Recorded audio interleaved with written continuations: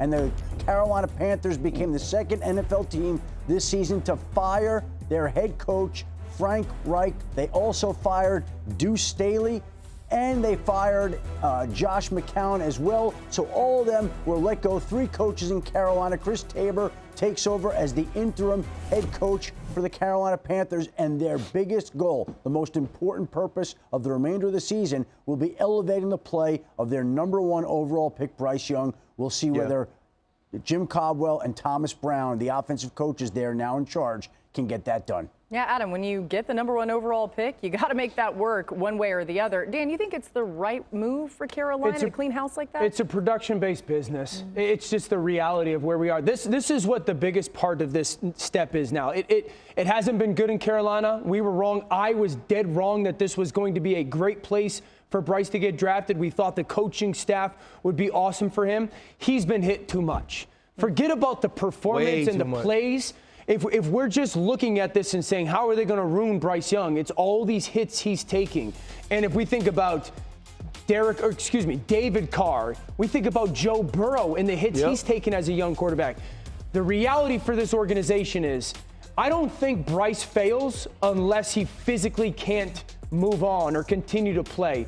And outside of the lack of production, it was this young man has gotten beat up way too much this year, that the results said something had to change. And I agree with you. I thought it was a bit premature, to be honest with you, but, you know, kind of hearing some more stuff about the staff and how different cooks was in the kitchen and things were going on, you had to find some semblance. Here's the problem, though, Tepper. This is 6 now, coaches.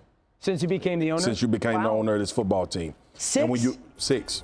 And when you draft Bryce Young, #1 overall, there needs to be, in this next hire, there needs to be some level of stability. There needs to be an idea about where you want the trajectory of this organization to go.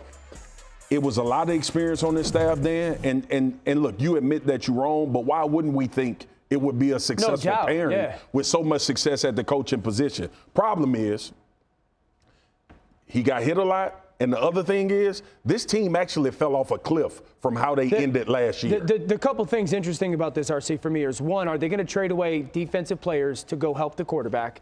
And then 2, when it comes to the head coach hire, is this going to be a guy like who's going to run for that job given the 6? Nobody. And is it about Bryce? And the other thing is, like, David Tepper got to stop acting like Nino Brown. Cancel this coach, I'll buy a new one.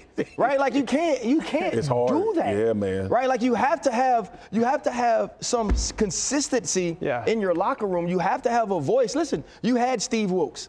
And maybe it wasn't pretty and maybe it wasn't shiny, and you were looking to his one opportunity in Arizona that said, okay, I don't know if this guy could be a head coach, but he could lead a locker room. Yes. Right? He could have a locker room pointed in the one direction together, and that's what you need. So you knew you were going to get the #1 overall pick. You're going to get Bryce Young. What do we need for Bryce Young to be successful? It's not about his height. It's not about his size. If anything, he's shown you he can hold up. Hang on, It's about how do we get separation? How do we allow this kid to show the skills, the tangible skills he showed at Alabama?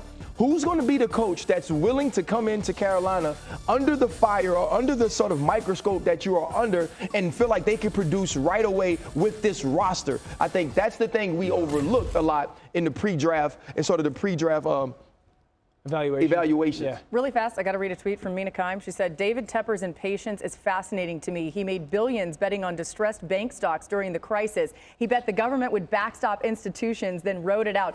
Must drive him crazy that he can't identify investing principles in football.